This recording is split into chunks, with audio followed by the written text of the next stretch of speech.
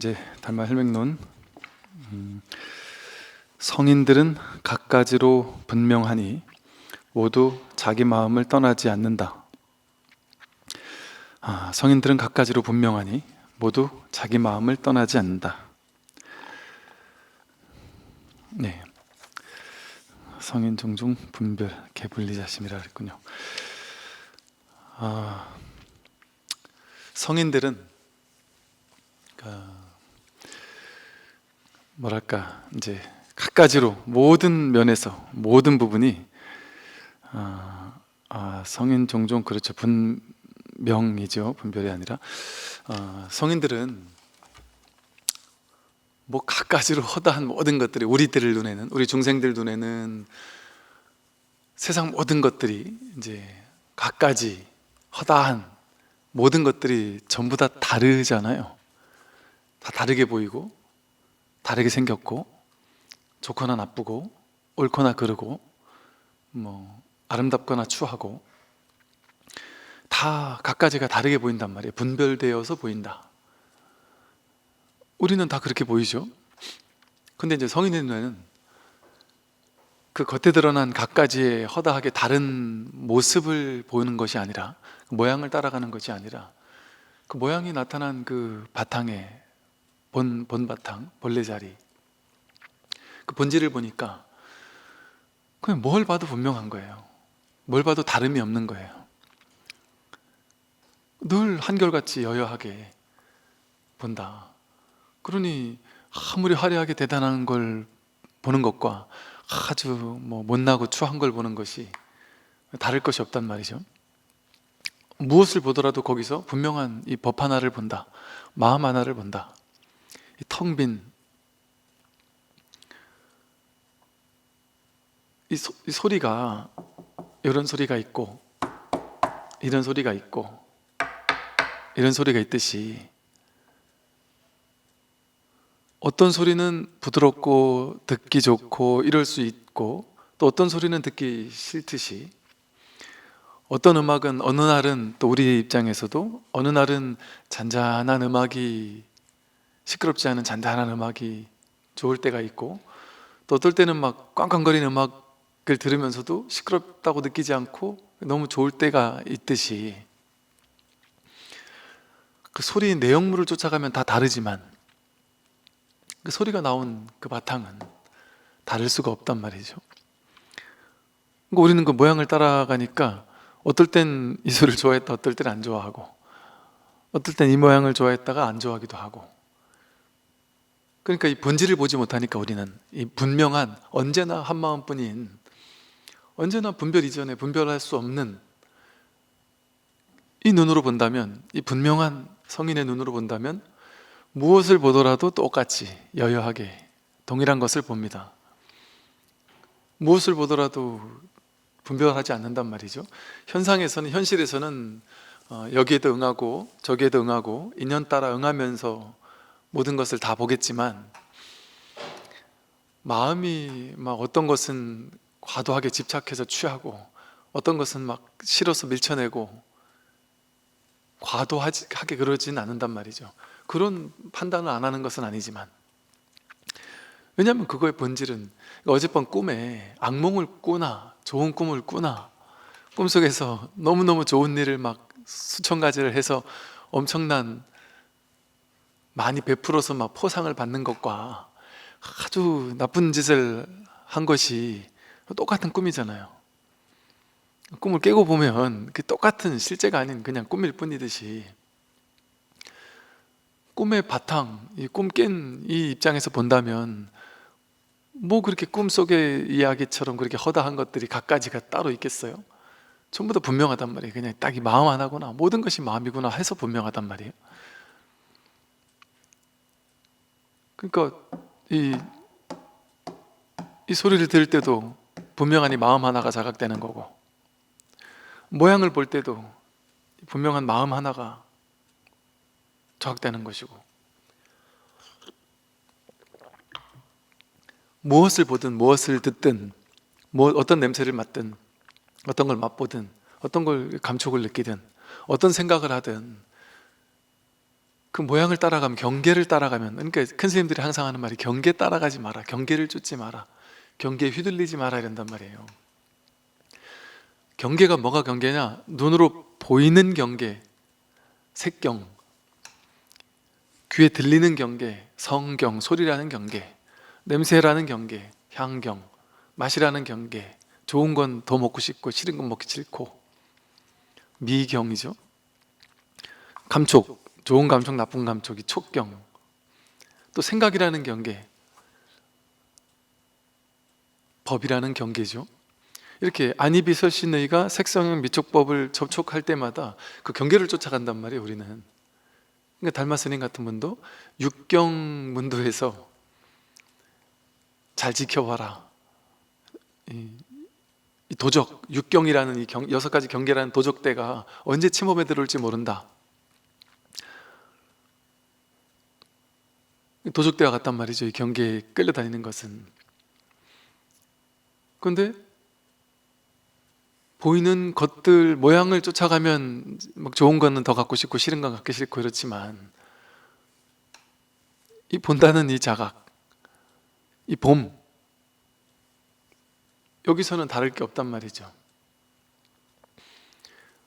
보는 나와 보이는 것이 다르지 않고, 이것과 저것이 본다는 이 최초의 알아차림, 여기서는 다를 수가 없잖아요.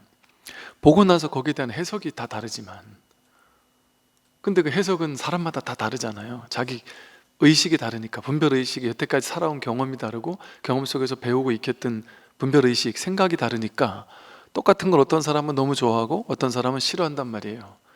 그러니까 분별의 모양을 쫓아가면 누군 좋아하고 누군 싫어하고, 내가 어떨 땐 좋아하고 어떤 땐 싫어하고, 자식들이 막 뛰어노는 소리가 어떨 때는 천상세계 소리같이 행복하게 느껴지다가도 내가 기분 나쁠 때는 막 짜증이 나서 화를 버럭 내잖아요.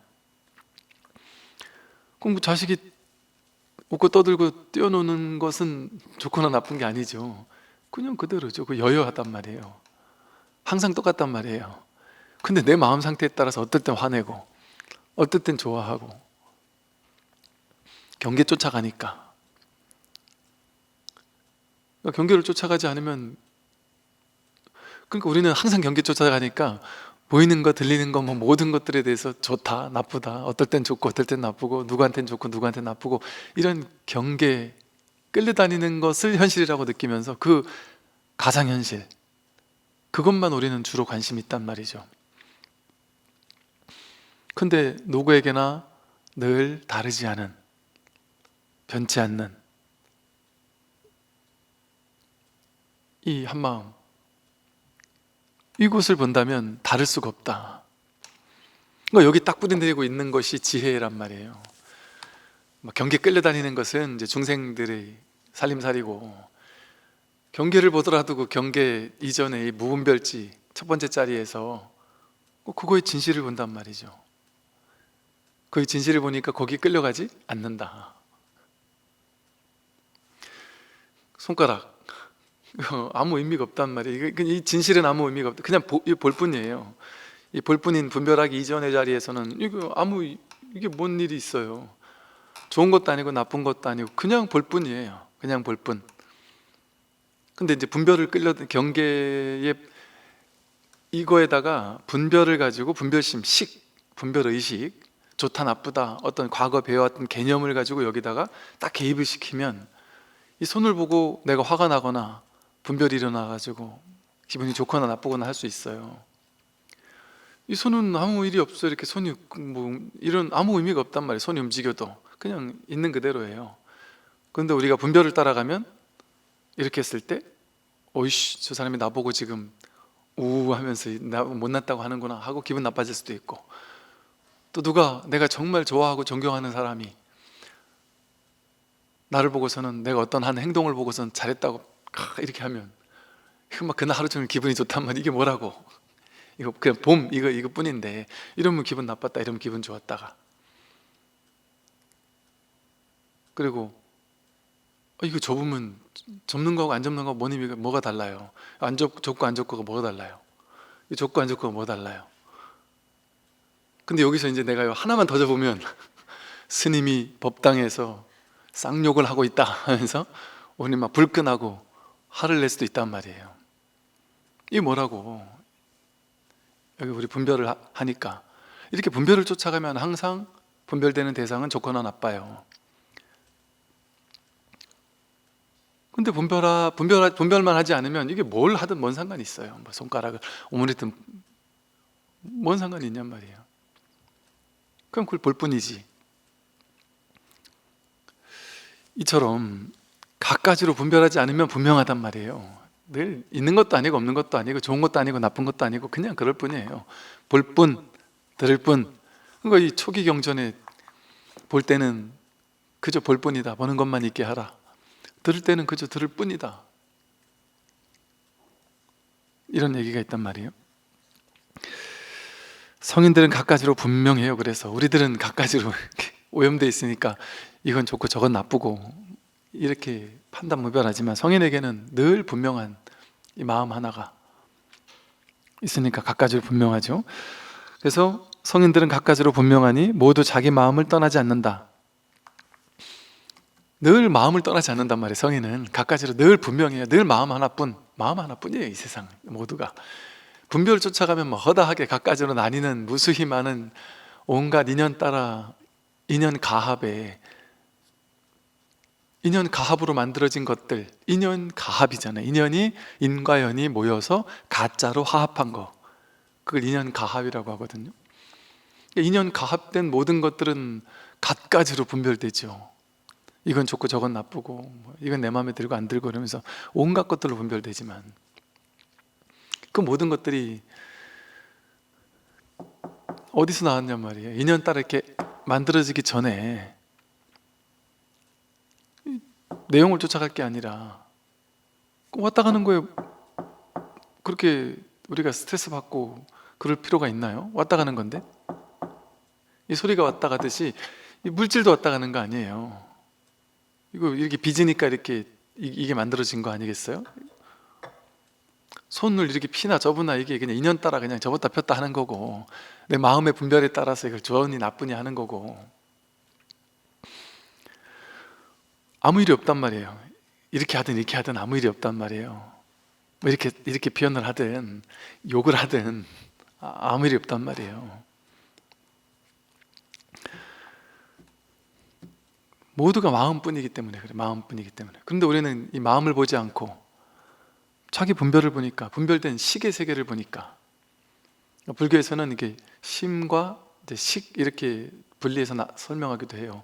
혹은 이걸 똑같이 심, 마음이라고 해서 진여심과 생멸심, 이 변치 않는 마음, 늘 한결같은 이 마음을 진여심이라고 하고 인연 따라 생겨나고 사라지는 것들, 그거를 생멸심이라고 한단 말이죠. 그 생멸심이 바로 우리의 중생심이죠. 모양 쫓아가는 마음, 그게 중생심이에요. 근데 모양 쫓아가기 이전에 그냥 늘 한결같은 여여한 자기 본마음, 그게 마음이란 말이죠. 그래서 이 중생심을 다르게 말하면 이제 분별심 혹은 이걸 식이라고 불러요. 식. 안입이 안식, 이식, 비식, 설식 할 때 육군, 육경, 육식 할 때 그 식, 알식자. 그러니까 세상을 자기 식대로 아르마리로 파악한단 말이죠. 분별해서 파악한다. 이건 좋다, 나쁘다, 옳다, 그르다, 크다, 작다 하는 그 둘로 나눠서 아는 의식, 그걸 식이라고 한단 말이죠. 그러니까 식을 쫓아갈 필요 없단 말이죠. 식을 쫓아가면 좋거나 나쁘잖아요. 근데 식은 반드시 분별심이라고 부르잖아요. 또는 분별의식이라고 부르거든요. 여기는 분별, 나누어서 구분해서 인식한다.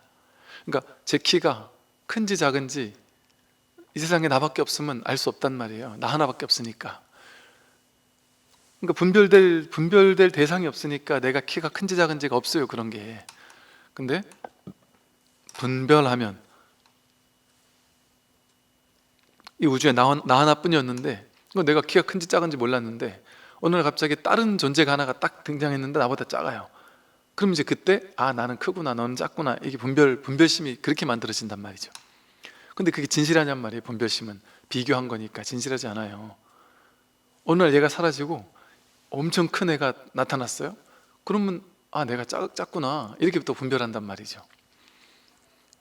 그러나 분별은 진실하잖아요. 여러분은 크지도 않고 작지도 않죠. 여러분은 잘난 것도 아니고 못난 것도 아니죠. 여러분 능력 있는 것도 아니고 능력 없는 것도 아니죠. 성격이 좋은 것도 아니고 성격이 더러운 것도 아니죠. 분별해야만 상대적으로 그게 인연따라 생겨났다 사라지는 것 뿐이지, 나는 분별하지 않으면 나 그냥 있는 이대로예요.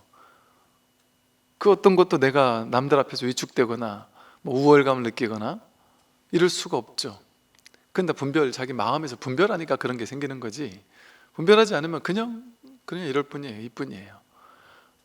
완전히 자유롭죠. 마음뿐이니까, 비교할 게 없으니까.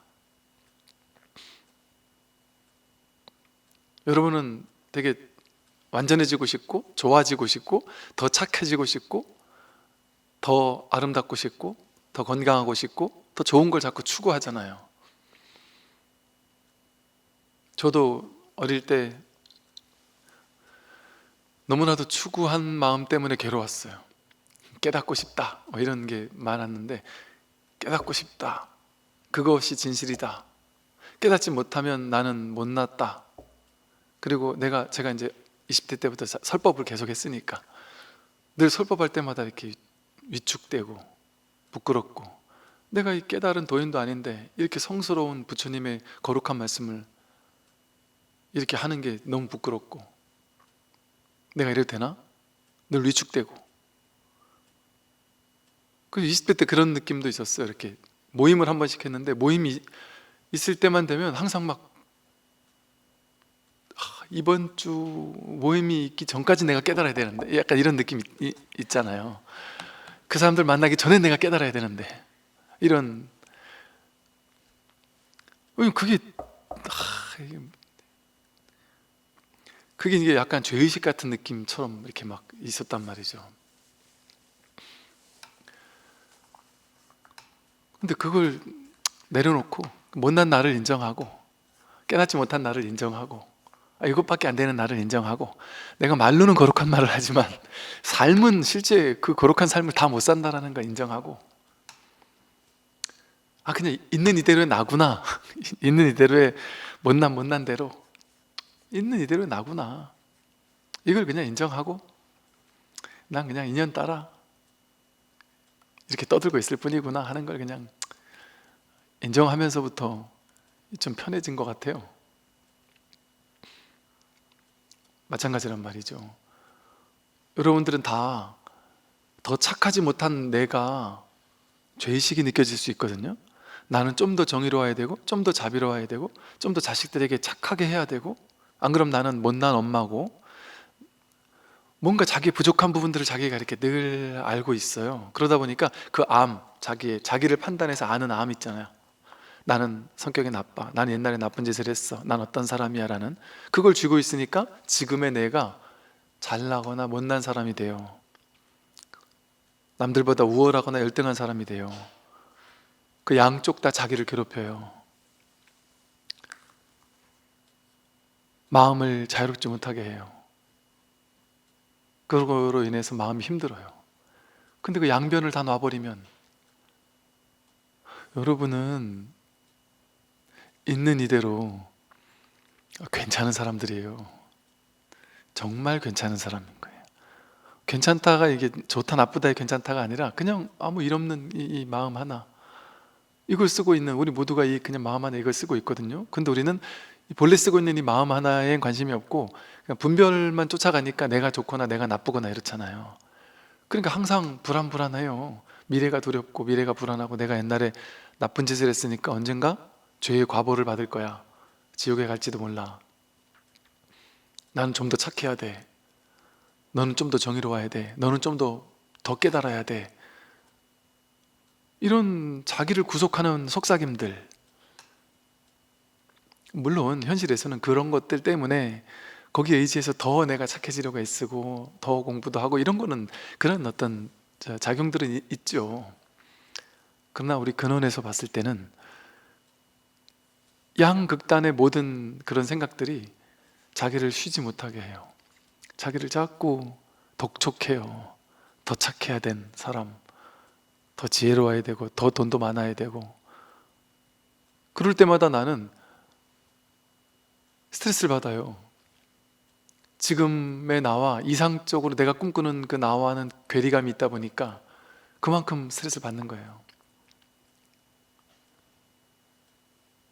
근데 그 생각을 탁 내려놓고 나는 이 정도는 돼야 돼, 나는 지금 요거밖에 안 됐어, 이 정도는 돼야 돼 라는 그 생각을 탁 내려놓고 지금 여기에 있는 이대로의 나를 있는 이대로 인정하고 허용하고, 내가 이거밖에 못한다라는 것을 그냥 허락하고 존중하고 이것을 사랑했을 때 나 못났는데 있는 이대로 사랑해. 그거 사랑해도 되는 거거든요. 못났어도 사랑해도 되거든요.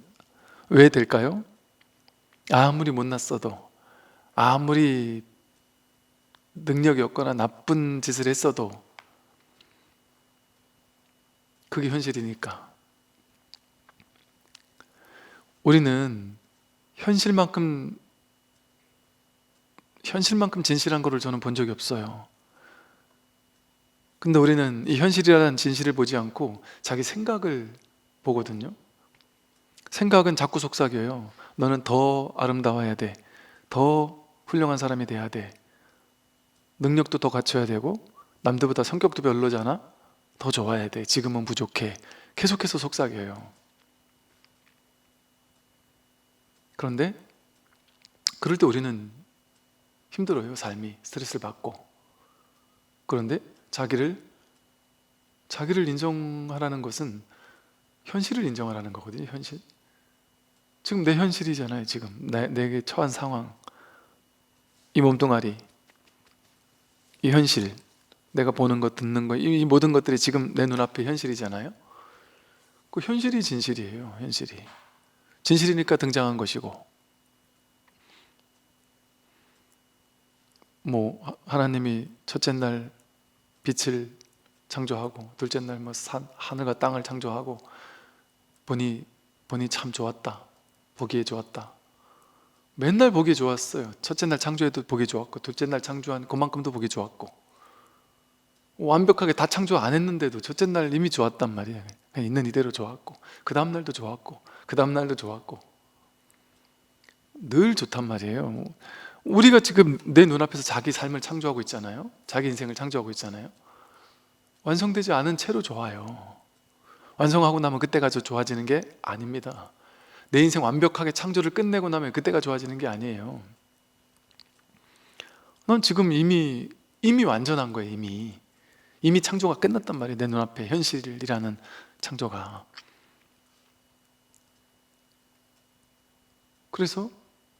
그러니까 하나님의 자식이라고 하고 부처님의 아들이라고 하잖아요. 불자.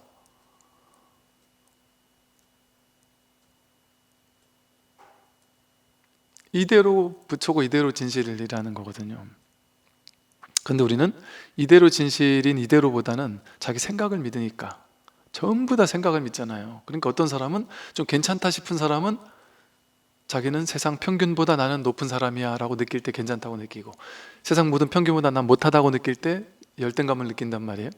근데 그 기준 누가 만들었냔 말이에요. 그 분별 누가 했냔 말이에요. 자기가 했죠. 자기에게서 나왔잖아요. 현실은 전부 다 부처라니까요. 키가 큰 사람 작은 사람 전부 다 부처라니까요. 근데 분별만 안 하면 나는 작지 않아요. 그거나 작지 않아요. 그건 분별할 때만 나타나는 거예요. 심지어 내가 옛날에 누구를 괴롭혔다, 괴롭혔다 이런 말은 좀 사회적인 어떤 공적인 그런 것도 있으니까 여러분 누구 안 죽였습니까? 사람은 안 죽였겠지만 개미 안 죽였겠어요? 살다 보면 죽였다니까요. 우린 전부 다. 그럼 여러분은 다 살인마입니까? 사자, 호랑이는 태생이 지옥 가게 태어난 거잖아요. 그러면 평생 짐승을 뜯어먹고 사니까 자기 밥 한 끼를 위해서, 오늘 한 끼를 위해서 한 생명을 죽이잖아요. 평생. 그러면 천하의 악마죠, 악마. 이 세상에 그런 악마가 있나요? 매일같이 자기 한 끼를 위해서 매일같이 누굴 죽이는 이런 악마가 있나요? 인간계에 있는 아무리 나쁜 놈이라 할지라도, 연쇄살인마라 할지라도 몇 명 죽였겠죠. 그 사자, 호랑이를 지옥에 보내야 되는 게 아니에요. 사자 호랑이는 나쁜 놈이 아니에요. 인연 따라 그렇게 태어났고 인연 따라 사는 거예요. 자연이에요. 자연. 그냥 자연이에요. 자연. 자연은 죄가 없어요. 자연 그대로는. 폭풍우가 오는 게 죄일까요? 폭풍우가 와서 사람도 건물도 막 쓸어가는데요. 다 죽이고 막 쓸어가는데요. 꼭 우리 폭풍우에게 죄인이라고 하면서 법원에 출두시켜가지고 몇 년형을 선고하지 않잖아요.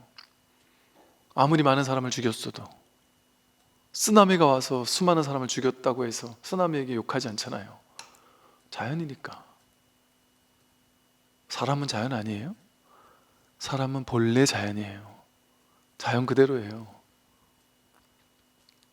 근데 우리가 분별을 따라가니까 무의 자연, 무의 함이 없는, 애쓸 것 없는 그 있는 그대로의 자연, 그걸 깨뜨려 버린 거예요. 그러니까 그때부터 이제 자연의 일부가 아니라 인위적인 사람이 되어가지고 인위적으로 선악, 옳고 그름, 맞고 틀림 이런 것들을 만들어낸 거예요. 자기가 가상으로 만들어낸 거예요. 그것도 이 나라에서 선인 게 저 나라에서 악일 수도 있는데요, 이 사람에선 위인이 저 사람 저쪽 나라 가면 아주 나쁜 사람일 수 있거든요. 옛날 중세 때는 종교가 절대 진실이기 때문에 종교전쟁을 나가서 수많은 사람을 죽이면 죽일수록 나는 더 거룩해지는데요, 나는 더 신께 가까이 갈 수 있다고 믿었는데요, 그걸 자랑스러워하고 당당해하고 했을 건데요. 옳고 그름이라는 게 자기 생각, 사람의 분별에서 나온 거거든요.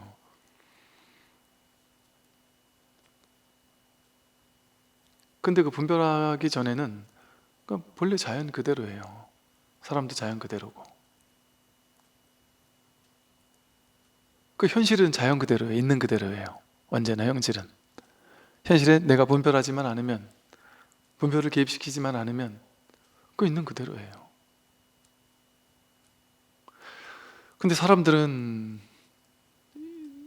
뭐랄까, 이 인연이라는 게 이제 인연 따라 그냥 있는 그대로 일어나는 일들이 많아. 뭐 다 그렇게 일어나요.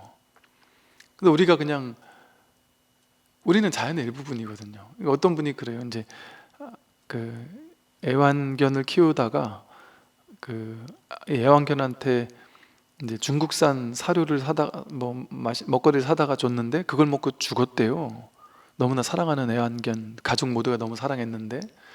근데 그걸 보고 죄의식을 느껴가지고 한 분은 몸져 누우셨고 또 한 분은 우울증이 와가지고 그 죄책감 때문에 우울증이 와서 살 수가 없다. 그분들은 그 강아지를 너무나도 사랑했었고 내 가족처럼 사랑했단 말이에요. 그리고 죄책감을 느껴서 우울증이 오고 막 몸져 누운단 말이에요. 그럼 그 동기가 어땠겠어요? 우리 이 반려견 아이에게 맛있는 거를 사 먹이고 싶었던 거 아니겠어요? 근데 뭐 누구나 그렇듯이 내가 내 자식이라도 내가 맨날 비싼 것만 사줄 수 있어요? 좀 싼 것도 사 먹이고 하는 거지. 어떻게 내가 뭐 또 집안 경제력이 그렇게까지 막 대단하지 못하다면 더욱더 그러지 않겠어요? 우리는 중국산 안 먹어요. 먹죠. 그 왜 죄예요? 사랑으로 한 행위잖아요. 사랑이라의 동기로 좋은 걸 사 먹이고 싶었던 거예요. 맛있게 먹는 걸 보고 싶었던 거예요. 그 잘 먹으니까 더 주고 싶고, 자꾸 원하니까 더 주고 싶고. 근데 그걸 먹고 죽게 되었다. 그거는 내가 죽인 게 아니에요. 우리는 그 자꾸 분별하니까, 그렇게 해석하니까 그렇지. 제가 말씀드린 것처럼 이 세상 이 중중무진 연기의 인과의 이 연기법의 세계는 하늘에서 내리는 눈도 아무데나 떨어지지 않는다고 하잖아요. 정확히 자기 떨어질 자리 알고 떨어진다고 하잖아요. 꽃 한 송이가 지 혼자 필 수가 없어요. 온 우주 법계가 동의하지 않으면 우주 전체가 한 송이 꽃을 피우는데 동참을 하거든요. 모두가 함께 하는 공생의 관계예요. 여러분 잘나서 지금까지 이렇게 사신 것 같지만, 나라는 존재가 지금까지 살아온 데는 내가 잘나서 산 게 아니에요. 내가 잘나가지고 내가 좋은 대학 나왔어요, 아니라니까요. 무수히 많은 사람들의 가르침이 있었고, 그 사람들이 도왔고, 또 그걸 가르쳐준 사람들은 또 다른 그들의 스승에게 또 배웠고, 인류 역사가 나를 가르친 거예요. 인류 역사 전체가 나를 가르친 거예요. 그렇지 않나요? 지금 내가 배운 게, 너무 손쉽게 배운 게, 인류 역사 전체가 삶 속에서 자신의 인생을 바쳐가면서 엄청나게 막 우여곡절을 겪어가면서 배웠던 지식 아니에요. 전에 말씀드렸듯이 뭐 하다못해 그렇더라고요. 얼마 전에 보니까 대항해 시대 때 그 유럽 쪽에서 배를 타고 이렇게 아프리카를 거쳐서 인도까지 오는데, 이게 몇 년이 걸렸고, 한 배는 요만큼 가다가 한 3개월 오다가 다 죽었고, 그 다음에는 5개월 가다 다 죽거나 돌아갔고, 또 한 6개월 7개월 가다 다 죽거나 돌아갔고, 거기서 막 온갖 병에 걸려가지고 또 다 죽고, 이거를 몇 년을 반복하면서 어렵게 그걸 배운 거죠. 그 항해하는 기술을 배웠단 말이죠. 근데 우리는 너무 쉽게 지금 지식으로 싹 배우고 끝나잖아요. 그리고 그걸 이겨낼 수 있는 온갖, 그렇게 오래 가더라도 음식이 안 썩을 수 있는 온갖 지식들, 이런 거 역사에서 다 가르쳐 준 거 아니겠어요? 근데 내가 잘나가지고 그거를 금방 알았다는 게 말이 됩니까? 이 온 우주 역사 전체가 연기적으로 나를 도와준 거죠. 그들이 없었다면 어떻게 내가 있을 수 있어요? 물 한 모금 먹을 때도 온 우주 전체가 연결돼 있잖아요. 물이 여기까지 오기 위해서 얼마나 많은 사람과 정수기 만드는 회사, 수자원공사, 얼마나 많은 이들이 역사 속에서 무수히 많은 도움을 줬겠어요? 그들이 없으면 어떻게 내가 있을 수가 있어요?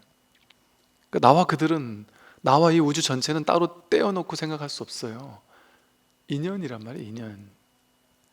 나는 그렇게 연기적으로, 그래서 내가 없어요, 무아해요. 내가 있다고 나는 분별이 착각하는 것뿐이에요.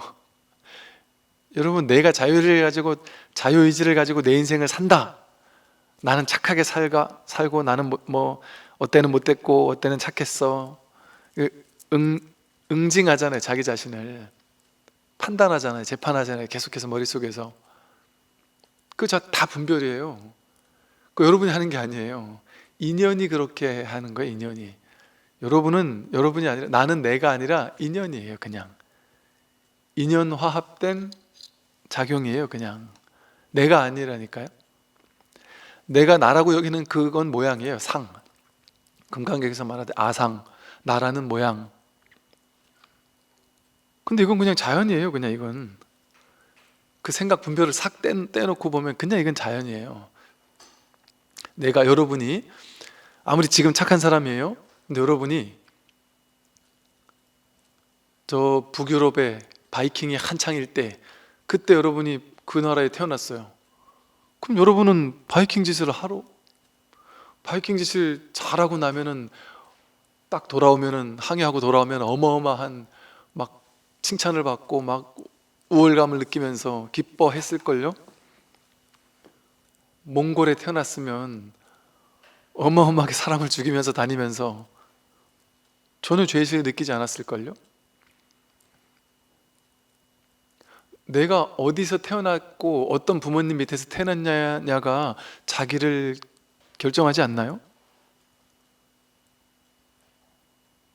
나는 성격이 못됐었는데 어느 날 갑자기 확 바뀌었는데요? 그럼 그 바뀌던 계기가 있었을 거 아니에요? 그게 인연 아니에요? 인연이 그렇게 만드는 거예요. 모두가 내가 하는 게 아니에요. 내가 한다라는 그런 오만함, 어리석은 생각이 있으니까 자기를 자꾸 판단하고 분별하고 단죄하고, 내가 잘났다, 내가 못났다, 그렇게 여기는 거예요. 그 자기 생각이에요. 그거는 다. 그 생각을 믿지 않으면 뭐가 남아요? 그냥 이 담담한 현실이에요. 눈앞의 현실, 목전의 진실이 드러나요. 그러니 그렇게 봤을 때 우리는 그 누구도 부처 아닌 것이 없어요. 자연 아닌 것이 없어요. 전부 다 있는 이대로예요. 여법한 자연이고 여법한 한 분의 부처님이에요. 그러니까 뭐 기독교에서는 하나님께서 내 입을 빌어 말씀하시고 뭐 내 몸을 빌어 자신의 영광을 표현하신다, 뭐 이런 식의 표현도 쓰고요. 인도 같은 데서는 신께서 당신을 경험하기 위해서 무수히 많은 존재들로 이렇게 자기를 드러내고 있다, 뭐 이런 식의 표현도 쓰는 거거든요. 우리는 100% 100% 저 옛날에 이런 얘기 들을 때는 되게 그 관념적인 것 같아가지고 그냥 불교 교리지 이러고 그냥 넘어갔어요. 그냥 술술 넘어갔어요.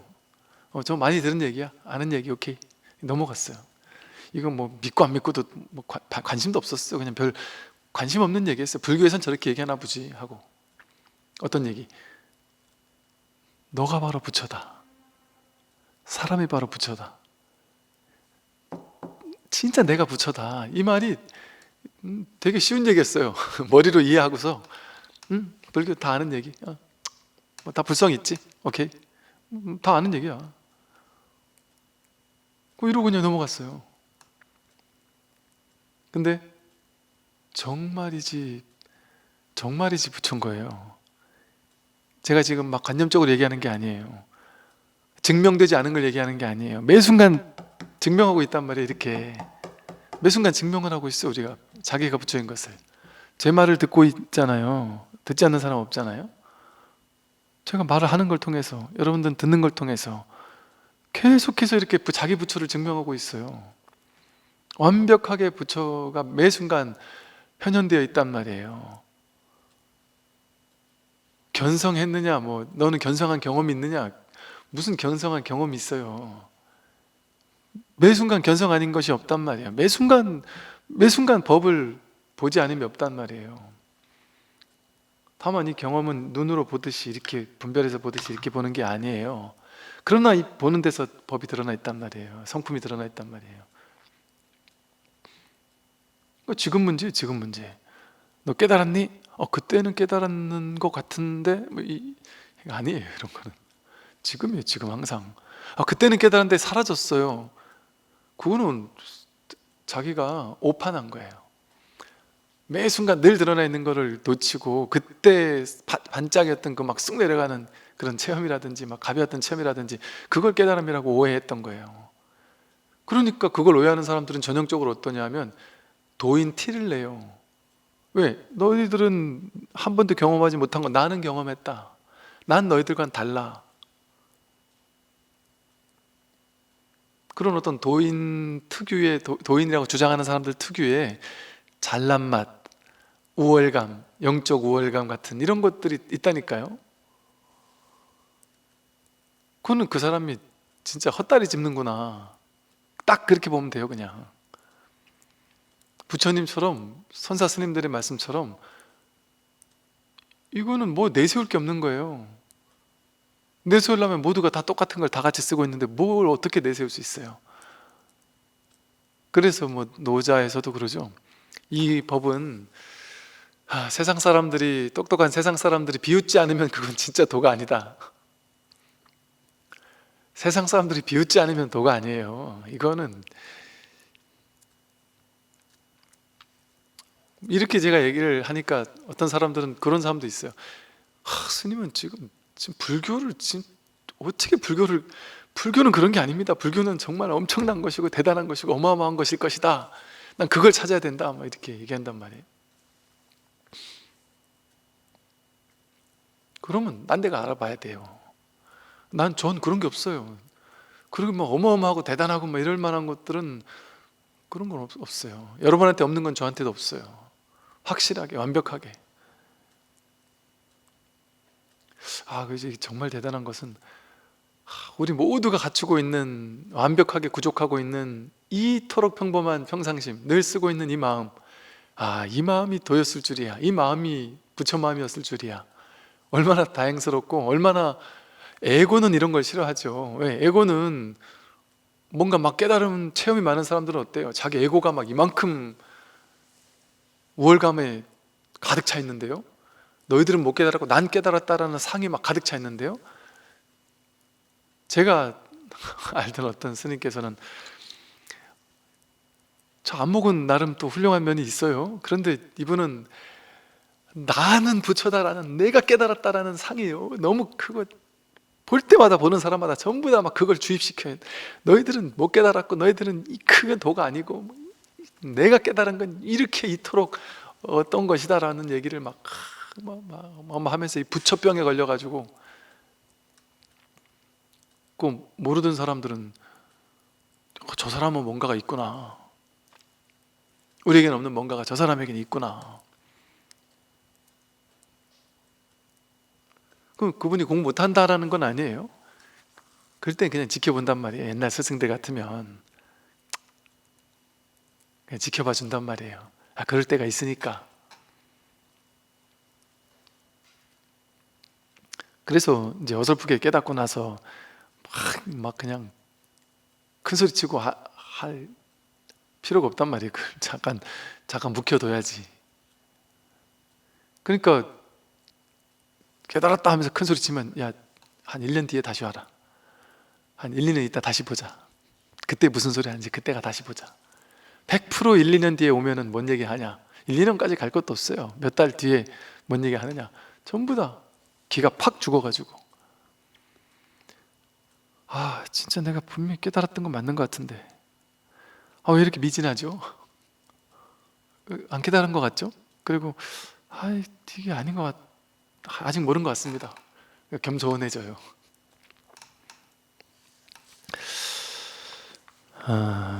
이 자기 마음을 떠나지 않아요.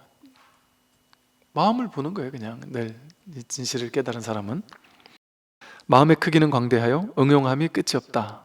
이 마음의 크기는 광대, 이거 마음 하나뿐이니까 막 광대하다고 말할 수도 있죠. 근데 광대함은 상대적으로 광대하게 큰 게 아니에요.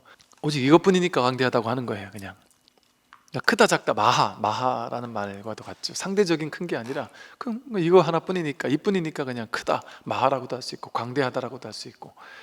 이 마음의 크기는 광대하다. 왜? 온 우주 전체가 이 하나뿐이니까 광대해서 응용함이 끝이 없어요. 지금 이 마음이, 이 광대한 마음이 여러분 인생을 지금까지 이렇게 살게 했고, 여러분 배고프면 밥 먹게 하고, 배부르면 화장실 가게 하고, 이 세상 전체를 이렇게 이 마음이 응용하고 있잖아요. 응용해 쓰고 있잖아요. 자동차가 굴러가는 것, 해가 뜨는 것, 별이 빛나는 것, 배가 떠가는 것, 바람이 부는 것, 꽃이 피는 것, 별이 만들어졌다가 성주개공 사라지는 것, 이 전부 다 이 마음이, 이 광대한 마음이 응용함이 끝이 없으니까 마음의 작용이에요. 그 마음이 작용하는 거예요. 마음이 응용해서 이 온 우주법계 전체를 대기대용으로 한바탕으로 탁 돌리고 있단 말이에요. 그러니까 여러분이 밥 먹는 게 이게 도의 쓰임이고, 마음의 쓰임이고, 숨 쉬는 게 이게 마음의 쓰임이고, 이게 부처작용이에요. 그러니 여러분들이 어떻게 부처 아닐 수가 있어요? 그 분별만 믿지 않으면, 분별 생각만 믿지 않으면 어떻게 부처 아닐 수가 있습니까? 이렇게 작용이 무궁하게 작용하고 있는데 매 순간 한도 끝도 없이 써도 다 쓸 수 없는 작용이 무한한데, 그래서 이 마음의 크기는 광대하여 응용함이 끝이 없죠. 눈에 응하면 색을 보고, 눈에 응해서 색을 보잖아요, 여러분들이. 그죠? 눈에 응해서 색을 모양을 보잖아요. 이게 여러분은 이걸 보면서 내 눈이 저 컵을 보지 이렇게 하잖아요. 근데 내 눈이 저 컵을 보지가 갓난에게도 그런 생각을 해요? 갓난에게 내 눈이라는 생각이 있을까요? 저 컵이라는 생각이 있을까요? 이거 컵이란 이름을 알까요? 갓난에게가? 갓난에게 갓난에게 모르는 게 여러분은 안다는 건 태어난 이후에 배운 거잖아요. 배운 거는 식이잖아요. 식, 분별의식. 그 내가 배운 거 빼고, 분별한 거 빼고 이렇게 본단 말이에요. 이게 마음의 크기가 광대해서 응용하고 있는 거예요. 마음은 다시 말하면 부처예요. 신이고, 이 부처가 여러분 눈에 응하면 색을 본단 말이에요. 이게 지금 내 눈이 저 컵을 본다가 아니에요. 부처가 지금 보고 있단 말이에요. 아, 그럼 저 컵을 부처가 보고 있나? 이것도 생각이잖아요. 보고 있는 이것도 부처고 보이는 것도 부처고 이 통으로 하나예요. 지금 내 눈이 저 컵을 봐서 인식했다. 그게 뭐냐면 불교 교리로 말하면 안식이 색경을 촉해서 안식이 일어났다 이거거든요. 그런데 부처님께서는 눈 깊고 혐없 뜻 육근이 색상의 미축법 육경을 접촉하면 안식, 이식, 비식, 서식하는 식이 일어난다. 그런데 그것은 전부 다 허망하다. 그러니까 무안이비서신의 무색상 미촉법 무안개 내지 무의식계가 그 소리예요. 없다란 말, 그런 게 없다란 말이에요. 그리고 부처님 교리에서 12처는 공하거든요. 12처는 어떻게 생기느냐, 내 눈이 있고 바깥에 경계가 실제 있는 게 아니라 내 눈을 인연으로 바깥 경계가 있고 바깥 경계를 인연으로 내 눈이 있다. 이게 서로 상호 의존적이다. 여러분, 이게 없으면 이 소리가 나요? 이게 있고 나무가 있으므로 또 내가 손으로 이렇게 부딪히는 게 있으므로 소리가 있잖아요. 이게 아무리 있어도 제가 이렇게 아무리 부딪혀도 분명히 부딪혔는데 나무가 없으니까 소리가 안 나잖아요. 정확히 인연이 맞아떨어지지 않으면 소리가 안 난단 말이에요. 그러니까 아무리 이게 있는데 왜 소리가 안 나지? 이것이 있으므로 저것이 있는데 이게 있는데 왜 소리가 안 날까요? 인연이 딱 명확하게, 이 소리는 어떻게 있어요? 이것과 이것이 명확히 같이 정확히 딱 맞아떨어져야 이게 있단 말이에요. 눈만 있으면 바깥에 대상이 없는데 어떻게 대상을 볼 수 있어요? 근데 대상은 있는데 내가 내 눈이 없어요. 그럼 어떻게 볼 수 있어요? 보는 나와 보이는 것은 서로 인연 따라 일어나는 거예요. 실제 보는 내가 실제 있고 보이는 게 실제 있는 게 아니라 인연 따라 12처는 육근과 육경을 인연으로 12처가 있어요. 그리고 12처를 인연으로 육식이 있고 분별하는 의식이 있고, 그러니까 이게 다 실제 있는 게 아니라는 거잖아요. 근데 우리는 이렇게 일어날 때 이걸 실제라고 여겨요. 그래서 식, 명색, 유깁, 이 모양, 이름과 모양을 가진 바깥의 대상이 실제 있고, 유깁, 이걸 내가 이렇게 보는 내가 실제 있고, 식, 이걸 인식하는 내가 실제 있어서 12연기에 보면 무명행식, 명색, 유깁, 촉수애치 이런단 말이에요. 이걸 접촉하는, 눈으로 접촉하는 이 접촉이 있고, 접촉하자마자 느낌, 아 이건 좋구나 저건 나쁘구나, 사람을 보면서 이 사람은 좋구나 저 사람은 나쁘구나, 이런 느낌이 일어난단 말이에요. 그럼 느낌을 애취란단 말이에요. 좋은 느낌은 애착하고 집착해서 내 걸로 만들려고 한단 말이죠. 그러면 저 사람을 좋아서 내 걸로 만들려고 하는 그 취착심 때문에 행을 한단 말이에요. 사랑해 하고 말하거나 사귀자 하고 말하거나, 돈을 좋아하는 마음, 돈을 벌고자 하는 마음 때문에 일을 하고 직장생활을 하면서 업을 짓고 행위를 한단 말이에요. 그게 식, 명생, 유깁, 촉수, 애, 취, 유, 그러면 현실이 벌어진단 말이에요. 그때부터. 그러면 생로병사가 시작돼요. 내가 직장생활을 시작해야지 하고 직장 들어가면 그때부터 나에게 직장이라는 게 탁 태어난단 말이에요. 생로병사 생겨난단 말이에요. 그러면 직장생활에서의 노병사가 있어요. 직장생활이 시간이 가고 거기서 좋고 나쁜 일들이 생기고 변해가고, 직장생활 그만둘 때가 있고 생로병사가 생기는 거예요. 근데 그 모든 게 여기서부터 시작됐잖아요. 보는 나와 보이는 것이 따로 있다는 생각 때문에, 접촉해서 내가 인식하는 게 따로 있다는 생각 때문에, 이게 따로 있다고 생각하니까 좋고 나쁜 게 진짜 있어서 좋은 건 취해야 되고 싫은 건 버려야 되고 애착하고 집착하는 행위를 한단 말이에요. 행동을 한단 말이에요. 이 전부 다 텅 비어서 실제가 아닌데, 그러니까 보되 본 바가 없고 분별하되 분별한 바가 없고 느끼되 느낀 바가 없고, 사랑하는데 과도하게 집착하지 않으면 행위를 해요. 행위를 하는데 유의 행위 아니라 무의 행위 돼요. 하되 한 바가 없는 행위 돼요. 그러니까 부처는 아무 행도 안 하는 사람입니까? 이게 다 꿈인 줄 아는데도 불구하고 열정적으로, 부처님 같이 열정적으로 타인을 위해서 산 사람이 어디 있습니까? 이 세상에. 그 인도 얼마나 넓은데요. 그 땅이, 부처님이 걸어 다녔던 땅이 얼마나 넓은데요. 얼마나 무더운데요. 자기한테 뭐가 나와서 했겠어요? 그 넓은 땅을 맨발로 그 뜨거운 곳을 걸으면서 법을 전했단 말이에요, 사람들에게. 이 진실을 눈뜨게 해줬단 말이에요. 부처님도 이거 전부 다 그거 할 필요 없다는 걸 아셨단 말이에요. 굳이 안 해도 돼요. 이게 다 꿈이니까. 그게 부처님 첫 설법 때 내가 법을 설할 필요가 없겠다, 이거를 알 사람이 없겠다, 알 사람이 없겠다서도 그렇지만 이게 굳이 설할 필요가 없을 수도 있구나 하는 측면이 있단 말이에요. 본래 다 부처인데. 그런데 그런 생각을 부처님이 딱 한 생각 하니까 범천이 와서 그래도 부처님, 그래도 법을 설해 주십시오. 이게 가짜인데 가짜인지 모르고 진짜라고 착각하는 사람들이 있어서 그게 괴로움이 아닌데 자기는 괴로움이라고 막 엄청나게 착각하는 사람이 있으니까 그들을 깨우쳐 주십시오 했단 말이에요. 보세요.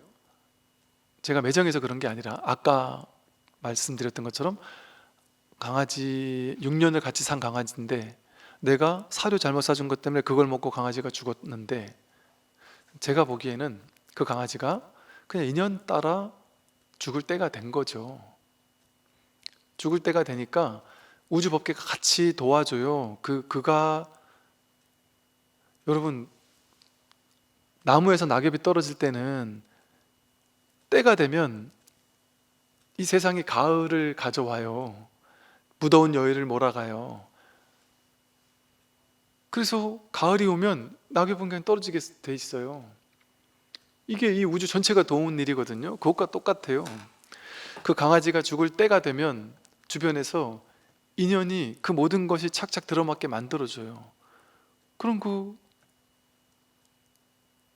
가족들은 이 아이에게 좀 더 색다른 걸 먹여보고 싶다 하는 마음이 들 수 있어요.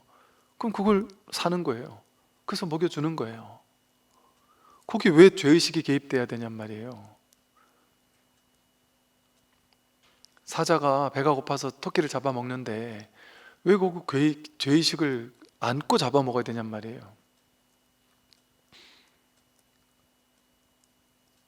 근데 이제 사람들은 생각을 믿으니까 자기 식대로 생각하고 해석하게 해가지고 그 죄의식을 믿어요. 그래가지고 실제 그분이 몸져 누울 필요가 없잖아요. 그리고 또 그 자식분이 우울증 걸릴 필요가 없잖아요. 왔다 가는 것에 대해서 아무 우울증 걸릴 필요가 없는 거예요. 몸져 누울 필요도 없고. 그런데 우리는 자기 생각을 믿고 해석을 믿으니까 아무것도 아닌 일, 제가 아무것도 아닌 일이라고 해서 생명을 막 등한시해서 하는 소리가 아니고 그냥 있는 그대로의 일에 대해서 우리는 스트레스를 받아요. 제가 아무것도 아닌 일이라고 하니까 어떨지 모르겠지만 제가 오늘 죽는다고 해도 아무 일도 아니에요. 그냥 제가 어떻게 죽을까요? 인연이 돼야 죽어요. 제가 죽었으면 불쌍하다, 안 됐다, 젊은 날 어쩌고 이런 게 아니라니까요. 때가 돼 죽은 거예요. 아무 일도 아니에요. 제가 죽는 일이 아무 일도 아니라니까요. 이게 뭐 대단한 일이에요. 우리가 사는 게 뭐 그리 대단해요. 자기가 자기 사는 삶에 의미를 부여하니까 내 인생은 남들과 달라. 내 인생은 이타적이야. 나는 사회에서 엄청난 일을 했어. 뭔가 사람은 죽어서 명성을 남겨야 돼 뭐 어쩌고. 그런 생각 없으면 여러분 거룩한 인생과 거룩하지 않은 인생이 없다니까요. 똑같이 거룩하다니까요. 부처님은 대기업 회장님의 인생만 살고 싶은 게 아니라 가난한 농부의 그 마을을 한 번도 벗어난 적이 없는 가난한 농부의 삶도 경험하고 싶어 해요. 똑같기 때문에. 실제 똑같은 거 아닌가요? 눈앞을 보면 똑같지 않나요? 이 말을 이해하실지 모르겠는데 대기업 막 수조 원을 움직이는 대기업 회장이 오늘 하루에 막 3천억을 결제를 했어요. 도장을 탁탁 찍으면서 결제를 했어요. 근데 그 옆에 허름한 뒷골목에 있는 조만한 건물의 사장님이 똑같이 아침부터 와서 출근해가지고 아침부터 일을 하면서 도장 찍었어요. 3만 원, 5만 원, 7만 원짜리, 10만 원짜리 막 이걸 내가 해야 되나 말아야 되나 이게 잘못되면 어쩌나 막 고민하면서 5만 원, 10만 원짜리 막 결제를 몇 장을 찍어가지고 이분도 10개 결제해가지고 한 100만 원을 결제했어요. 옆에 삼성전자나 대기업 회장님께서 와가지고 고민하면서 이게 10억, 50억, 100억, 200억짜리 결제를 10개를 했어요. 고민하면서 결제했어요. 현실은 어때요? 분별하면 저분은 지금 수천억을 굴린 분이고 이 양반은 지금 100만 원 요돈 굴린 사람인데 어떻게 같아요? 다르죠. 현실은. 현실 세계는 다르죠. 근데 눈앞에서는 어떤 일이 벌어졌어요? 눈앞에서는 이 도장 찍는, 이거 내가 할까 말까. 여러분, 전 재산이 1,000만 원밖에 없는 사람은 단돈 10만 원, 100만 원 이걸 투자할까 말까가 스트레스 받는 일이겠죠. 요즘 대학생들은 뭐 대부분 주식을 한다 그래요. 우리 어르신들은 옛날에는 주식하면 그건 다 투기라고 생각했단 말이에요. 그 제가 그 얘기했다가 진짜 꼰대 소리 들었다니까요, 우리 장병들한테. 스님, 그런 거 완전 꼰대 마인드입니다. 야, 그건 투기야, 투기. 너 군 생활하면서 지금 군에서 벌어봐야 얼마 번다고. 너 지금 학비 내기도 힘들 판인데 지금 그걸 가지고 투기를 한다는 게 말이 되냐, 이런 소리 옛날에 했다가 제가 반성했습니다. 이게 꼰대 마인드구나. 모르겠지만, 뭐가 맞는지 모르겠지만 맞고 틀린 걸 떠나서, 그럼 그 아이들은 알바해가지고 벌어봐야 얼마 벌겠어요. 내가 전 재산이, 저도 대학교 때 전 재산이 제 통장에 150만 원 들어있을 때 되게 뿌듯했던 기억나거든요. 왜 항상 30만 원, 50만 원 왔다 갔다 하면서 그거 아껴서 쓰다 없으면 부모님한테 용돈 타고 알바도 하고 막 이러면서 또 한 50만 원 채워지면 기쁘고 그랬다니까요. 그러다 어느 날인가 150만 원이 통장에 탁 찍혔는데, 와, 이게 얼마나 든든하든지. 통장에 10만 원에서부터 이게 100만 원까지 늘어날 때까지의 그 기쁨은 말로 표현할 수 없더라고요. 그 통장을 막 계속 들춰보면서 너무 기뻤던 것 같아요. 그 100만 원밖에 없는 대학생이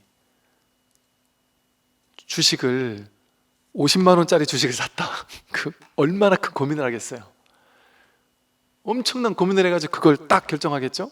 그런데 막 대기업 펀드 매니저들이 막 수백억, 수천억을 막 사고 팔고 한다.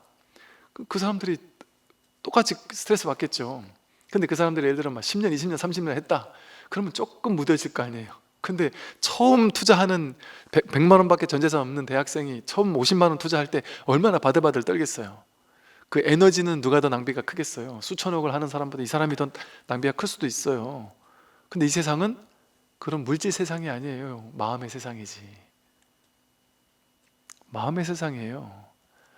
펀드 매니저가 평생을 수조 원을 왔다 갔다 평생을 했는데 실제 그 사람이 한 일은 뭐예요? 다른 회사 기업에 돈을 막 수백억, 수천억을 막 벌어도 주고 막 했는데, 제가 듣기로 무슨 애널리스트인가 이렇게 주가가 좋으니 나쁜 일을 전망해 주는 사람들이 있대요. 근데 그 사람들이 이제 나름 딱 전망해서 이렇게 매주마다 매달마다 이렇게 나름의 이렇게 보고서를 내나 보죠. 근데 그게 맞냐 틀리냐 가지고 등수를 매긴다는 거죠. 그 등수가 높은 걸 잘 맞추는 사람은 연봉이 막 엄청난 연봉을 받기도 하고, 그걸 조금 덜 맞추는 사람은 연봉이 몇 천만 원 받기도 하고 그런다는 거죠. 그걸 평생을 했어요. 근데 그 사람은 엄청난 돈 수조 원이 내 손에서 왔다 갔다 했어요. 실제 그 사람 인생에서 벌어진 일은 뭘까요? 그 돈이 진짜 왔다 갔다 한 거겠어요? 그럼 머릿속에서 수많은 정보가 그냥 이렇게 왔다 갔다 한 거잖아요. 거의 그 대기업 회장님도 똑같지 않을까요? 실제 내 눈앞에서 산 눈앞의 삶은 어때요? 그냥 도장 찍은 거예요.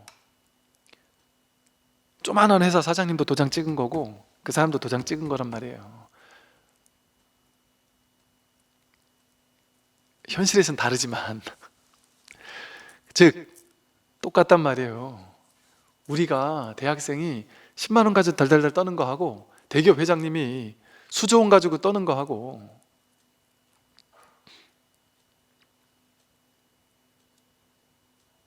사람의 생명은 똑같아요.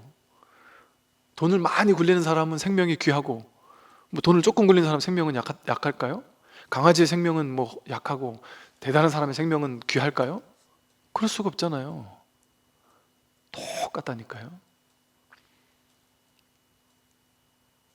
분별의 세계에서 놓여나면 우리는 전부 다 똑같은 부처님이에요. 귀하고 천한 건 없어요. 그건 그냥 우리 분별 속에만 있어요. 분별 속에만 있어요. 귀하고 천한 거, 높고 낮은 거, 잘나고 못난 것. 눈앞의 현실은 똑같잖아요. 삼성 회장님이 잠잘 때 똑같이 자요. 그냥 아무리 비싼 침대에서 비싼 이불을 덮고 잘 수는 있겠지만 그래도 불면증이 있으면 그 비싼 침대 이불 위에서 잠을 못 자요, 불면증으로. 그런데 속 편한 사람은 어떻겠어요? 이불 침대 없어도 정글의 법칙 같은 걸 봐도 어때요? 그냥 어제는 그냥 땅바닥에서 잤는데 오늘은 막 풀 같은 거 대충 이렇게 해가지고 막 깔아가지고 자면서 야, 오늘 아늑하다 이러잖아요. 아늑하다라는 앤단 말이에요. 침대도 없는데, 이불도 없는데, 돈도 들이지 않았는데 아늑하다고 생각한다니까요. 그러면 막 수천만 원짜리 침대 위에서 자는 거 하고 불면증에 시달리면서 자는 거 하고 그냥 대충 텐트 치고 자는 거라도 너무나도 행복하게 자는 사람하고 똑같이 잠자는 거 아니에요? 어쨌든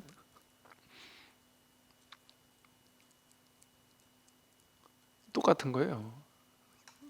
그러니까 그걸 비유해서 부처님 경전에 보면, 전생당 같은 데 보면 새 한 마리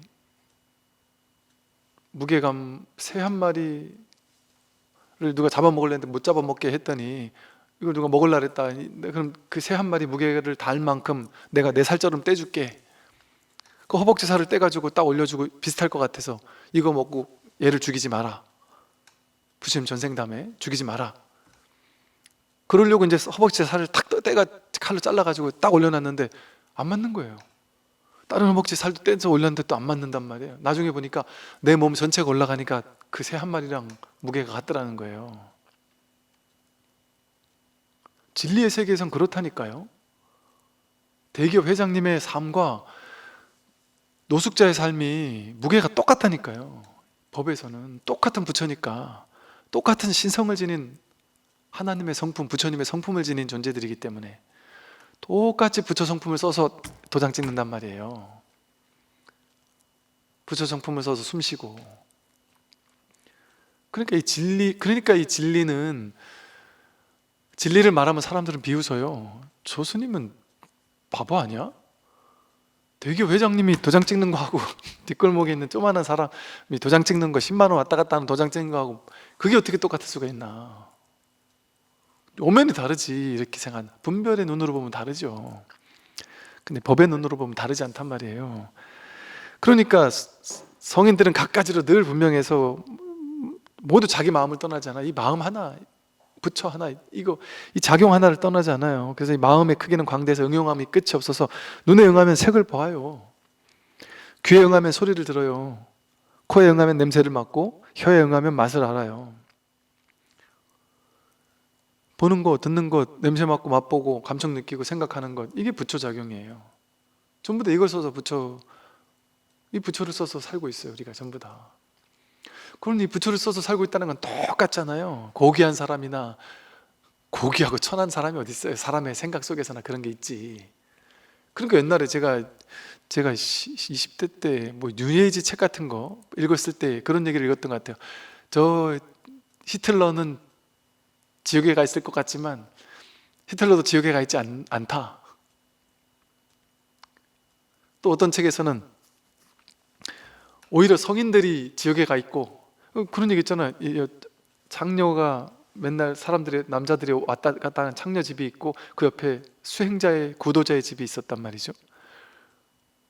근데 죽고 보니까 구도자는 지옥 가 있고 창녀는 저 천상세에 가 있다는 거죠. 어떻게 이럴 수가 있나 봤더니 창녀는 자기가 이렇게 안 좋은 일을 하니까 늘 반성하고 이렇게 살면 안 되는데 하면서 옆에 있는 수행자를 항상 동경하고 흠모하면서 저런 수행자의 삶을 늘 꿈꾸면서 나도 저렇게 수행자의 삶을, 마음이라도 저렇게 수행자의 삶을 살아야지 하면서 마음은 늘 청정히 하려고 했었다는 거죠. 근데 수행자는 겉으로는 수행하는 척하면서 거룩한 척하면서 속으로는 창녀 집을 훔쳐보면서 온갖 상상을 하면서 마음은 더러웠단 말이죠. 그러니까 겉모습이 거룩하다고 해서 거룩한 게 아니에요. 겉모습이 대단한 사람이라고 해서 대단하지 않아요. 우린 전부 다 동등한 대단함, 동등한 광대무변함, 동등한 불성, 신성, 놀라운 진리가 깃든 사람들이에요. 우리가 어떻게 알 수 있어요? 내가 이렇게 숨쉬고 있다라는 존재 자체로 완벽한 신성이 드러나 있는 거예요. 완벽한 자비심을 구현하고 있단 말이에요. 그래서 여러분을 너무 미워하지 마세요. 나를 너무 이렇게 낮추어서 판단하지 마시고, 그냥 있는 이대로의 나를, 이렇게 못난 나를, 이렇게 좀 부족한 나를, 조금 더 나아지고 싶은 나를 인정하고 있는 그대로 사랑해주고, 그랬을 때 이 공부가 훨씬 잘 돼요. 그 생각 때문에 공부가 안 되거든요. 나 같은 놈이 공부할 수 있겠어? 저렇게 거룩한 분들도 공부 안 된다는데 나 같은 놈이 공부할 수 있겠어? 이런단 말이에요. 거룩한 사람은 깨달을 수 없어요. 나 같은 사람이 깨달을 수 있지. 왜 그럴까요? 거룩한 사람이 자기가 거룩하다는 상을 가지고 있잖아요. 그 상 때문에 못 깨요. 내가 거룩하다는 상은 깨기가 쉽지 않아요, 여러분. 내가 못난 사람이야 라는 상은 깰 수 있어요. 내가 못난 줄 아니까, 못난 거 이 상을 깨고 싶으니까, 간절히 깨고 싶으니까 깰 수 있다니까요. 근데 내가 거룩하고 대단한 사람이야 라는 상은 못 깨요. 그거 포기 못 해요. 아상은, 아상과 에고가 어떻게 대단한 나라는 아상을 깰 수 있겠어요? 못 깨요. 그러니까 법문 들으면 처음에는 좀 절망스러워요. 왜? 훌륭한 사람일수록 절망스러워요. 저 그랬어요. 고백한다면 저는 제가 남들보다 뛰어난 사람이라고 생각했어요. 어릴 때, 중고등학교는 아니지만 고등학교, 대학교, 성인이 된 20대 때. 왜? 나는 뛰어난 수행자여야만 해, 나는 뛰어난 공부인이어야만 해, 이런 상을 많이 가졌거든요. 그러니까 현실이 나를 뒷받쳐줘요. 내가 불교 공부를 하고 불교에 관련된 뭘 할 때마다 잘 되는 거예요. 그럴 때마다 저는 그렇지, 역시 나는 불교 쪽에서 뛰어난 사람이야, 난 대단한 사람이야, 난 공부를 잘하는 사람이야. 다양한 체험들을 막 했단 말이에요. 남들 못한 이런 체험 저런 체험들도 하고 난 참 대단한 사람이야. 그걸 쥐고 있었단 말이에요. 근데 어느 날 그게 내가 아니라는 사실이 받아들일 수가 없는 거예요. 난 그런 사람이고 싶은 거예요. 여전히 포기하고 싶지 않은 거예요. 대단한 수행자를 포기하고 싶지 않은 거예요. 모두가 다 똑같아라는 게 용납이 안 되는 거예요. 나는 더 나은 놈이 되고 싶은 거예요. 그러니까 그거를 받아들이고 싶지 않다란 말이죠. 그렇다니까. 그러니까 성스러운 사람은 공부 못해요. 우리같이 평범한 사람이 공부하는 거예요. 깨질 아상이 별로 없어야. 그러니까 오히려 대단한 사람이 깨닫는 게 아니에요. 우리같이 나 같은 사람도 될까 하는 이런 사람들이 공부할 수 있다니까요. 그러니까 우리가 대단한 큰 스님 존경하되 그분들을 나와 비교하면서 저런 분들이나 깨닫는 거지 나는 못 깨닫는 거야, 그럴 필요 없다. 그분들은 하루 10시간씩 앉아 계시잖아요. 달마 스님, 육조 스님, 마조, 황복, 임지 스님 얘기하잖아요. 오래 앉아 있는다고 깨닫는 거 아니다. 오히려 오래 앉아 있으면 못 깨닫는다 이런단 말이에요. 오래 앉아 있는다는 상 때문에 못 깨달아요. 그러니까 여러분이 더 난 거라니까요. 저분은 하루에 한 끼만 먹고 하루 일종식을 하면서, 그것도 매일 풀만 드시면서, 고기 안 드시면서 풀만 드시면서 성스러운 삶을 사시잖아요. 그것과 상관없습니다.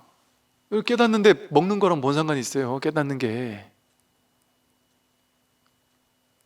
부처님은 그런 부처님은 일종식 하셨지만 다 드셨어요. 부처님은 제자들한테 그냥 한 집 딱 정해라, 거기서부터 8집 가가 7집을 가면서 그냥 주는 대로 먹어라, 고기는 골라내고 먹어라, 이렇게 안 했단 말이에요. 분별하지 말고 주는 대로 먹어라 했단 말이에요. 골라낼 수도 없었고 무슨 뭐는 빼고 이러지 않았단 말이에요. 그들이 주는 대로 먹는 거예요. 제가 살아보니까 오신채 빼고 음식을 먹으려면 본인이 직접 음식을 해 드시든지 아니면 공양주를 쓸 능력이 있든지 그래야 되겠더라고요. 저는 이제 공양주 보살님 없이 그냥 혼자 살면서 이렇게 먹어보니까 그거는 내가 못하겠다. 나 저 요리를 못하니까 그냥 주는 거 갖다 먹는 입장에서 주는 것만도 얼씨구 고맙습니다 하고 먹어야지. 이 오신채 뺐습니까? 여기 뭐 고기 들어갔어요? 그렇게 어떻게 해요? 그냥 주는 대로. 아이고 진짜 감사합니다. 이거라도 안 주셨으면 제가 그냥 대충 떼었을 건데 주시니 감사합니다 하고 먹어야 되는 거잖아요. 지금은 죄의식 없어요. 주는 대로 먹는데 죄의식 없어요. 그게 왜 죄의식이 있어야 돼요? 어찌보면 부처님도 그러고 사셨는데, 할 수 있으면 좋지만, 그렇게 할 수 있는 좋죠. 그렇게 할 수 있으면 안 하는 것보다 훨씬 좋아요. 그건 저도 알아요. 확실히 먹는 거를까요, 좀 막 이것저것 막 쑤셔 넣잖아요. 그러면 좀 마음도 좀 이렇게 속이 벌써 불편하고. 근데 제가 처음 출가해가지고 은사 스님 밑에 탁 들어가가지고 처음 한 6, 7개월 기도만 하고 수행만 하면서 진짜 좋은 음식만 먹고서 규칙적으로 삼시세끼를 좋은 음식만 먹으면서 기도하면서 살다 보니까, 제가 어릴 때 별명이 섹시맨이라 그랬잖아요. 새까맣고 시꺼매서 한 번도 하얘본 적이 없어요. 항상 새까맸어요. 매일 노가다를 아버님 일 도와드린다고 맨날 햇볕 아래에서 노가다를 뛰고 했으니까 맨날 새까맸거든요. 출가하고 나서 우리 절에 제가 처음 출가했을 때 너무 하얀, 병자같이 하얀 스님이 계셨거든요. 그래서 저분은 뭐 저렇게 하얗나 싶을 정도로, 제가 좀 이상하다 싶을 정도로 너무 하였어요. 제가 한 1년 지나고 나서요, 어떤 신도님들한테 그 얘기를 들었다니까요. 스님, 그 스님보다 스님이 더 하얀데요? 제 인생에 처음 들어본 소리였어요. 하얗단 소리를. 제 인생에서 하얗단 소리 처음 들어봤어요. 에이, 그 말이 되는 소리예요? 그래서 거울을 보고 사진을 찍어봤다니까요. 그때 제가 그렇게 안 좋은 음식 안 먹고 정말 늘 기도하면서 삼시세끼 딱 좋은 음식만 챙겨 먹고 살아보니까, 그전에는 제가 대학생이었으니까 막 술 먹고 하지 않았겠어요. 제대로 음식도 못 챙겨 먹지 않았겠어요? 그러다가 좋은 음식 챙겨 먹고 사니까, 계율을 지키며 살아보니까 확실히 좋다니까요. 당연히 좋긴 좋아요. 제가 딱 증명이 되더라니까요. 확 티가 나요 벌써. 그런 좋은 점을 제가 없다는 얘기를 하는 건 아니에요. 그런데 부처님처럼 주는 대로 먹어도 도인이 될 수 있단 말이에요. 그게 절대적인 필요 충분 조건인 건 아니에요. 그러니까 부처님도 계율을 지켜라, 그러나 계율을 범할 줄도 알아야 한다 그랬단 말이에요. 그리고 조사 스님들도 그랬잖아요. 어떤 조사가 그 다음 때 조사될 사람 찾아갔을 때, 이 사람은 계율을 잘 지키고 수행을 열심히 하고 하는 사람이다. 근데 그거 한다고 도인 되냐 하면 오히려 끄중했단 말이에요. 나는 매일 한 끼를 먹지 않지만 막 먹지도 않고, 나는 게으르게 살지도 않지만, 너무 정진하지도 않지만 그렇다고 게으르지도 않고, 맨날 좋은 음식만 먹지도 않지만 아무거나 막 처먹지도 않는다. 그게 공부인의 살림살이거든요. 그거 어때요? 여러분의 살림살이랑 똑같지 않나요? 물론 이제 방편으로 이제 처음 수행하는 사람들은 이제 그런 어떤 것들이 계율이 분명 도움되는 점은 있어요. 그러나 이제 이 본질적인 법의 입장에서는 여러분이라고 해서 그런 게 걸맞지 않지 않아요. 그러니까 대단한 위대한 스님은 대단하고 나는 별로다, 이런 생각이 바로 자기가 만든 착각이에요. 그런 차별은 없어요. 전 진짜 제가 봤을 때, 제가 이제 지금 와서 보니까 여러분들이 그런 생각 가지잖아요. 스님들은 정말 청정하시게 수행만 하고 사니까 더 빨리 깨달을 거고 더 훌륭할 거고. 제가 봤을 때 지금의 시대에는 제가자들이 더 깨닫기 쉬울 수 있어요. 스님들은 장애가 있어요. 장애가. 스님이라는 상이 있어서 공부하기가 좀 더 쉽지 않을 수도 있어요. 나보다 안목이 더 뛰어나면 제가자면 어떻고, 이제 막 20대면 어때요? 이제 막 출가한 스님이면 어때요? 지금 제가 이 자리에 안목이 정말 확실한 20대 30대 젊은 친구가 출가했었는데, 그 친구 안목이 너무 참 아름답고 좋아서 제가 출가 별로 마음이 없다고 하는, 출가하는 게 참 좋지 않겠냐, 강요는 아니지만 한번 생각해 보세요 라고 했던 사람이 있었어요. 왜? 딴 사람들은 오면 하지 말라래거든요. 어지간하면 출가하지 말라래요. 왜? 출가할 필요 굳이 없다. 제가 저를 공부하기가 얼마나 좋은 세상인데 지금 출가를 굳이 하느냐. 근데 이제 이분처럼 공부가 어느 정도 된 사람 같으면 출가하는 게 나쁘지 않단 말이죠. 그래서 아무런 차별이 없어요. 진짜 공부에 재능이 있고 재능 없는 게 아무런 차별이 없어요. 세속은 머리 좋고 나쁜 거에 따라서 좋은 대학 나쁜 대학이 결정져요. 운동 잘하냐 못하냐에 따라서 운동선수 되냐 못 되냐가 결정되는데 이 공부는 전혀 상관없어요. 스님이냐 아니냐 상관없고, 남자냐 여자냐 상관없고, 공부한 지 30년 됐냐 이제 막 시작했냐 아무 상관없다니까요. 심지어 기독교 신자나 불교 신자냐 아무 상관없어요.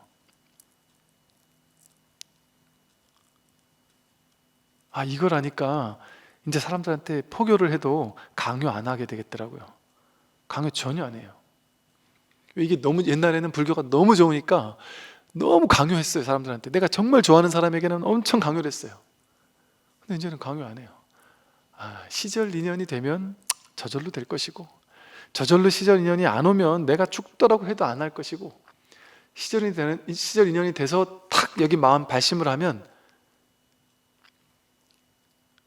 몇 달 만에도 깨달을 수 있고요. 자기가 발심을 못해서 잘못 공부하면요, 출가를 해가지고 이 공부에 50년을 정진을 해도 못 깨달을 수 있어요. 이게 시간의 문제가 아니기 때문에. 그러니까 전혀 강요하지 않아요. 이제 그 인연 따라 오는 사람 막지 않고 가는 사람 잡지 않는단 말이에요. 다 인연이 있는 거예요. 저마다에. 그러니까 아무런 차별이 없어. 이게 불이법이에요. 이게 좋은 공부예요. 그래서 그러니까 대단한 공부인 따로 없다니까요. 내가 바로 공부인이야. 이 평범한 사람들이 공부를 해마칠 사람이에요. 그런데 이게 진짜 간절해서 나는 끝까지 할 거야 하는 사람이 근기 높은 사람이에요. 근데 이제 내가 힘드니까 잠깐 와서 이렇게 좀 법문 좀 듣다가, 내가 좀 살만하니까 이제 내팽개치고 안 하다가 나중에 좀 힘든 건 생기면 또 와서 좀 듣다가, 이게 이제 근기 낮은 사람이지, 참선 오래 하는 능력 있는 사람이 근기 높은 사람이 아니에요. 그래서 천천히 해도 괜찮으니까 오래오래 정진할 수 있는 사람, 더뎌가도 괜찮으니까, 내가 평생토록 내가 이 공부가 내 인생이니까, 내가 내 인생 공부하는 거니까, 내 괴로움 공부하는 거니까, 죽는 문제 해결하는 공부, 자기가 죽는 거잖아요. 자기가 늙고 병들고 죽는 거잖아요. 자신의 늙고 병들고 죽는 문제 해결하는 공부인데 불교랑 뭔 상관이 있어요. 자기 공부하는 거니까 이게 제일 중요한 공부죠. 그러니까 평생 해야죠. 그 마음만 있으면 그 사람이 근기 높은 사람이에요. 근기 높은 사람은 정해져 있지 않아요. 없어요. 왜? 100% 근기를 다 가지고 있는데요. 왜? 부처를 이렇게 쓰고 있으니까. 마음의 크기, 부처의 크기는 우리 모두에게 광대해서 응용함이 끝이 없어요. 내가 말하고 생각하고 행동하는 게 다 부처의 응용이니까. 눈에 응하면 색을 보고, 귀에 응하면 소리를 듣고, 코에 응하면 냄새를 맡고, 혀에 응하면 맛을 안다. 이거 아는 사람 있습니까? 다 하고 살잖아요.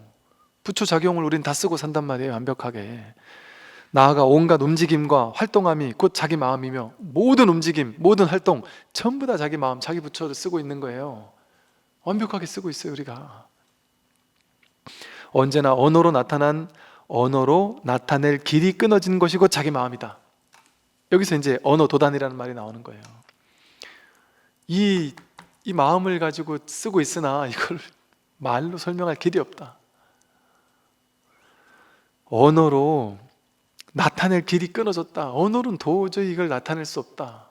말로는 예를 들어 이게 텅 비었다, 공적영지하다 이러면은 텅 비었겠구나, 공적하지만 뭔가 소소영령이 아는 마음이구나, 이렇게 머리로 정진해서 머리로 이렇게 개념을 이해하고 파악해가지고 알려고 하니까, 그러면 틀렸단 말이에요. 그건 언어를 가지고 머릿속에 조합해서 알았다 이러면 틀렸단 말이에요.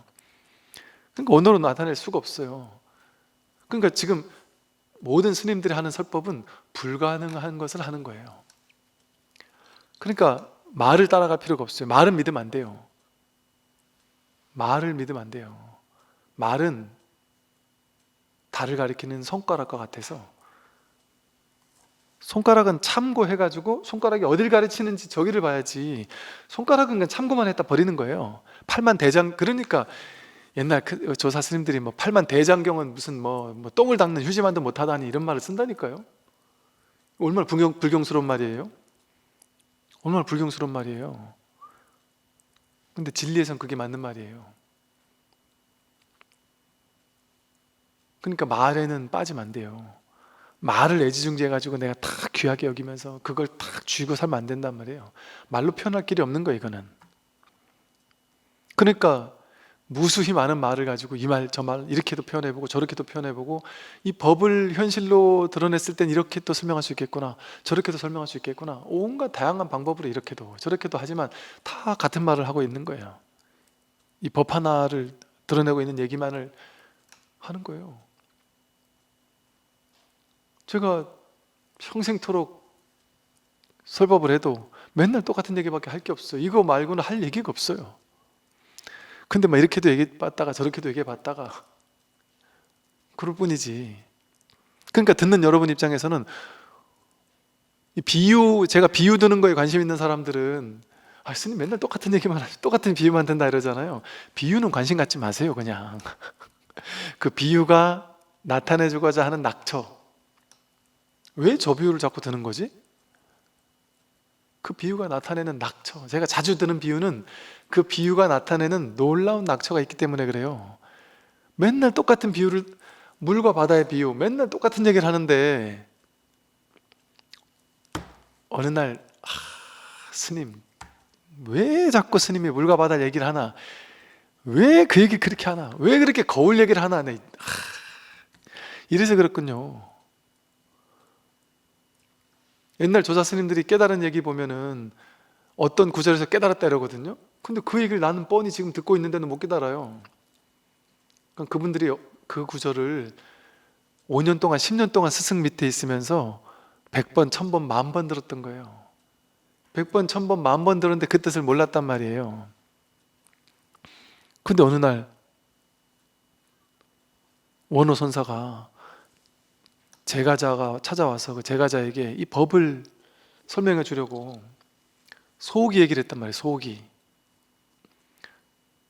소가 하고 부르면 자기 난구님이 알아주기를 바라는 마음으로 소가 하고 부른 거다. 소개는 뜻이 없다. 소가 하면 소기가 쫓아오라는 게 아니다.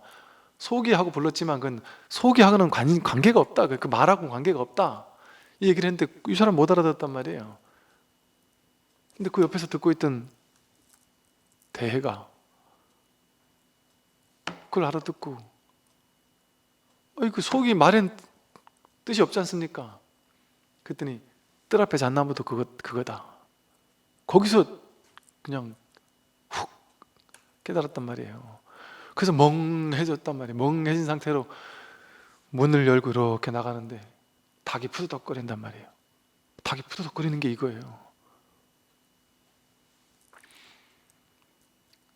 그 소기 얘기를 몰랐냔 말이에요. 100번, 1000번도 들었을 거예요. 스님들은 맨날 듣는 얘기니까. 근데 이게 어느 날 자기 얘기가 될 때가 있다고요. 그러니까 맨날 똑같은 얘기를 듣고 또 듣고 또 듣고 하는 거예요. 그냥 모를 뿐 아는 마음으로. 그럼 이거의 어떤 진짜 뜻이 언젠가는, 그래서 이 법문을 들을 때는 모른다 하고 들으면 돼요. 그냥 항상 알아도 모른다. 아는 건 머리로 아는 거니까 내가 확 시원해지지 않았으면 모르는 거예요. 그냥 알아도 모르는 거예요. 왜? 진짜 알면 여기서 아는 거예요. 진짜 알면 탁 소화가 돼버리니까 쑥 내려가니까. 그러니까 나 알았다 하면은 그거는 아직 쑥 내려간 게 아니에요. 그러니까 그냥 알았어도 모르는 거라니까요. 그러니까 법문 들으니까 말은 다 알 것 같다. 모르는 거라니까요. 그냥 말은 알 것 같은데 그냥 모른다 하고, 말 아는 거니까, 말 머리로 이해한 거니까, 그러니까 그냥 영락없이 모를 뿐 하는 마음으로 그냥 듣는 거예요. 그러다 보면 이게 이제 자기 소식이 될 때가 온단 말이죠. 그래서 이 말로 나타낼 수 없는 언어 도단의 것을 그냥 계속해서 말로 이렇게도 설명하고 저렇게도 설명하는 게 바로 법문이에요. 그러니까 우리는 말 따라갈 필요 없구나, 말에는 뜻이 없구나,